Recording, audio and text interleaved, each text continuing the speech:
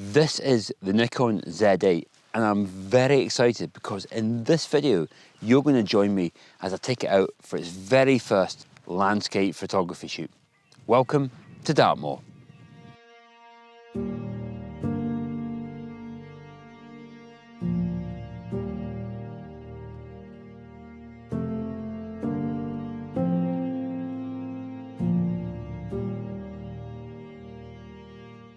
Yes, good morning and welcome to Bowerman's Nose on Dartmoor. This is the location of where I took my last landscape photography shots with the Nikon Z7, so it seemed almost fitting that I come back here for the first shots with the Nikon Z8. Now, it's a sunrise shoot, I should say, and at this time of year in Dartmoor, that means an extremely early alarm call. I think it was 3:30, so if I look a bit puffy faced and a bit tired, that is why. It's just gone past 5. I'm just waiting for the sun to rise.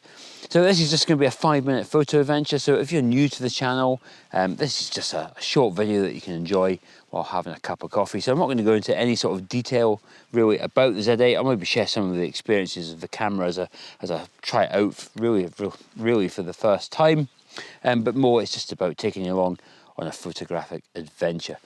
But yeah, we've got the mighty Bowerman's Nose there, and it makes for a really great location for those sunrise shots, which can only happen at certain types of year. We've got a big hill over there, so I'm waiting for the sun just to rise over there, get some light on the tour, and we'll be ready to put this mighty Z8 to good use.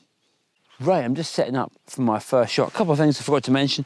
I'm probably not going to talk too much about the camera. I am doing a full review, so if you do want to see that, remember to click on that subscribe button, hit that bell icon. That way you'll receive a notification as soon as I post that up. Composition-wise, well, I've got Bowerman's Nose here, and I'm trying to position it so the top half of the nose is well above the horizon. And I've got this sort of, it's a reasonably blue sky, but there is some quite high level cloud there, which I hope is going to get caught by the light from the rising sun. It's just behind a bank of cloud at the moment. And then in the foreground, at this time of year, it's just beautiful. Everything's lush and green and vibrant. So I'm using that to its fullest extent, which will hopefully also catch the light. And then it's just a matter of picking out some of these rocks, which ones to include and which ones to exclude to give a nice, pleasing frame. I'm probably going to move over just a little bit to the left here because there's some buildings down there, so I want to pop those behind the nose. A couple of quick things about the camera, just having a look at it first. And some of the things I talk about will have been, I've come from the Nikon Z7, so the Mark 1, some of these things might have been present in the Mark 2. It's a clear display view, so I can get rid of all the additional shooting information, both in the viewfinder and the back of the LCD screen. So that's already making the shooting experience good, or better. And then I've got a 10-pin port, which I finally can use my remote control again, so I don't have to touch the camera, no camera shake. I can focus the camera and take the picture. So yeah, I'm just waiting for that sun to come up, and fingers crossed we're going to get some beautiful light this morning. The sun is finally above that bank of cloud. It makes me really happy because I was worried that this 3:30 alarm call was going to be a bit of a waste of time. So it's great to finally be taking some shots with some nice warm light. While I was waiting for the light, I was going through the menu options and customizing the display, which you can set individually for the viewfinder and for the back of the LCD display. And there are loads of options for turning things on and off and how you display them. So I really like that. I'm going to have a bit of fun going through that and setting that up just the way I like it. But I'll just keep taking shots, and the light is just nice and warm across the landscape. A very pleasant morning shot on Dartmoor.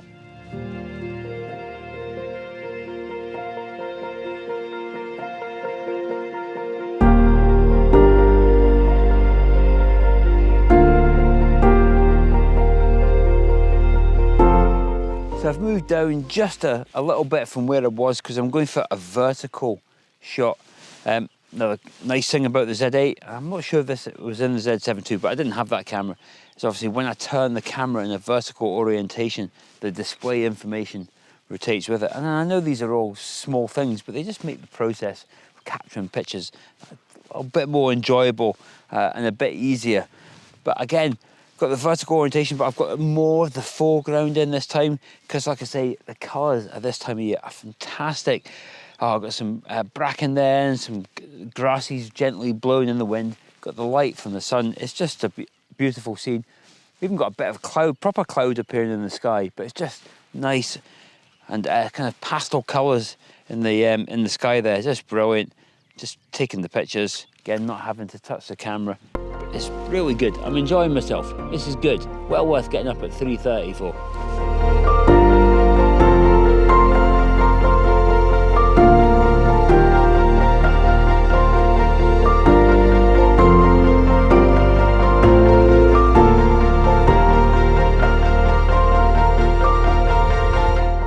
Well, I do hope you enjoyed this little 5-minute photo adventure. I certainly enjoyed making it. Didn't enjoy getting up at 3:30 in the morning, but I did enjoy capturing those pictures. Good to finally, at last, get out with a Z8 and take some real-world landscape photographs. Like I said, my Z8 video review will be coming soon. But if you're not entirely interested in gear, don't worry.